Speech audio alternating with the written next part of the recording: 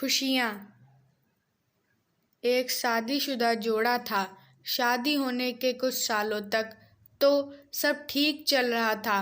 वे बहुत खुश थे, लेकिन जैसे जैसे समय बीतने लगा, इन पति पत्नी के जीवन से खुशियाँ कम होने लगी और उनकी जगह झगड़े, निराशा और दुख ने ले ली। पति पत्नी एक दूसरे से काफ़ी ज़्यादा प्रेम करते थे, इसलिए वे चाहते थे कि उनका जीवन फिर से पहले की तरह खुशियों से भर जाए। दोनों अपना जीवन पहले की तरह बनाने के लिए कोशिश करने लगे, लेकिन उनकी लाख कोशिशों के बावजूद उनका जीवन वैसा नहीं हो पा रहा था जैसा वो चाहते थे।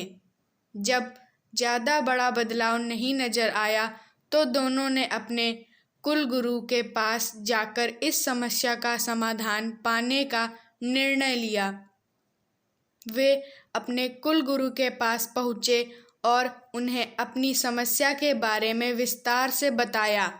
उनकी बात अच्छे से सुनने और समझने के बाद कुल गुरु ने उन्हें एक उपाय बताते हुए कहा कि अगर आप दोनों किसी ऐसे जोड़े को खोज लेते हो जो संपूर्ण रूप से खुश है, तो उसके कपड़े का एक टुकड़ा ले लेना।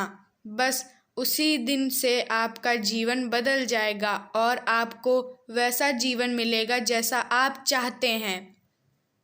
पति पत्नी इस उपाय को सुनकर खुश हो गए।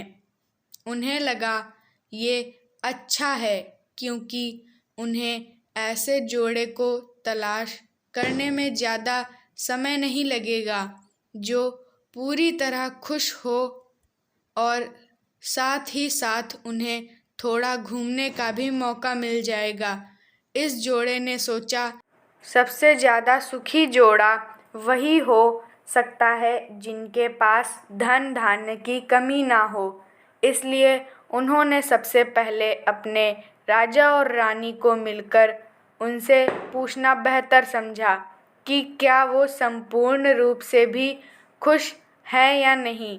दोनों ने किसी तरह राजा और रानी को एक बार उनसे मिलने के लिए राजी कर लिया। जब वे दोनों राजा रानी को मिलने गए, तो उनका काफ़ी अच्छे से स्वागत किया गया और खाने पीने को भी अच्छे से अच्छा खाना खिलाया गया। वे दोनों राजा रानी के साथ में बैठे थे। तब मौका देखकर उन्होंने राजा रानी से पूछा कि क्या वो अपने जीवन में खुश हैं। राजा रानी दोनों ने कहा, हाँ बिल्कुल, वे दोनों जीवन में खुश हैं। राजा रानी का जवाब सुनकर जोड़े को खुशी हुई, लेकिन फिर भी उन्होंने आगे बढ़कर पूछा, क्या आप दोनों पूरी तरह से खुश हो? यह सवाल सुनकर राजा रानी के चेहरे पर थोड़ी सी उदासी छा गई। राजा ने कहा, हालांकि भगवान ने हमें जीवन में हर वह वस्तु दी है जिसकी ज़रूरत होती है, या कहूँ कि ज़रूरत से ज़्यादा ही दी, लेकिन एक संतान सुख अब तक हमें नसीब नहीं हुआ।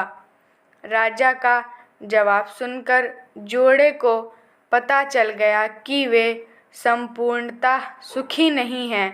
उन्होंने अपना सफ़र आगे जारी रखा। उन्हें पता चला कि दूसरे राज्य में एक बहुत धनी सेठ है। इस सेठ के पास धन दौलत के साथ साथ बाल बच्चे भी थे।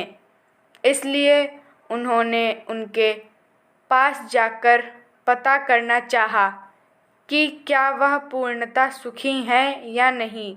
उनके घर पर एक दो दिन रहने के बाद यही सवाल उनसे पूछने पर सेठ और सेठानी का कहना था कि सब होते हुए भी वह पूर्ण रूप से सुखी नहीं हैं, क्योंकि उनके 4-5 बच्चों को संभालने में उनका पूरा वक्त चला जाता है। और उन्हें अपने जीवन में बाकी सुख भोगने के लिए समय नहीं बचता। पति पत्नी का जोड़ा वहाँ से भी निराश होकर निकला। वो अपने जान पहचान और अनजाने कई लोगों से मिले, पर अंत में उन्हें यही पता चला कि सबके जीवन में कोई न कोई ऐसी कुछ तो कमियां हैं जिनकी वजह से वो अपने आप को पूर्णतः सुखी नहीं समझते थे। अंत में पति पत्नी एक किसान दंपति से मिले, जो दोपहर में खेत में काम करने के बाद खाना खाने के लिए बैठे थे। उनके चेहरे पर जो बेफिक्री और शांति उन्होंने देखी, वो पहले किसी के चेहरे पर नहीं देखी थी। जोड़े को लगा कि शायद अब उनकी तलाश खत्म हो जाएगी। किसान पति पत्नी के पास जाकर दोनों ने पूछा कि क्या वो अपने जीवन में खुश हैं। किसान और उसकी पत्नी ने कहा, बिल्कुल वो खुश हैं। जोड़े ने किसान से अपना अगला सवाल भी किया कि क्या वो जीवन में पूर्णतः खुश हैं। किसान ने मुस्कुराते हुए कहा, बिल्कुल। दुखी होने के लिए उसके पास कोई कारण ही नहीं है।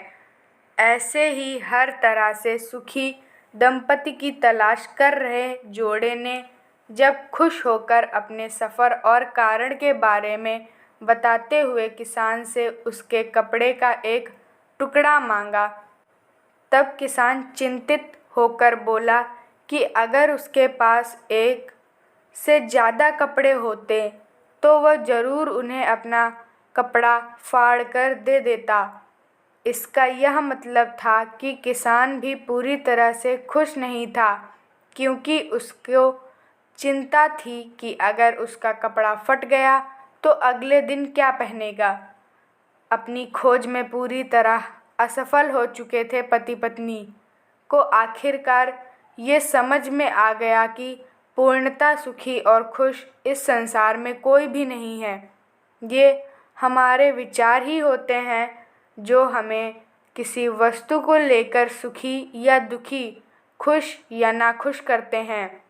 जैसे कि संतान ना होना किसी को दुखी करता है, तो किसी को संतान है और वो शरारत करते हैं, ये विचार दुखी करते हैं।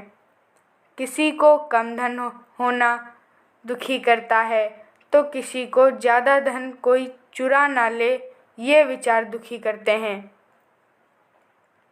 कहानी की सीख। इस कहानी का निष्कर्ष आप ऐसे निकाल सकते हैं कि आप कितने खुश या सुखी हो सकते हैं, ये पूरी तरह आप ही के हाथों में है। आप जितना चीज़ों को या सिचुएशंस के प्रति सकारात्मक विचार रखते हैं, आप अपने आप को उतना ही सुखी और खुश होने में मदद करते हैं। धन्यवाद दोस्तों। अगर आपको यह कहानी अच्छी लगी हो तो वीडियो को लाइक और चैनल को सब्सक्राइब कर दें। मिलते हैं अगली वीडियो में।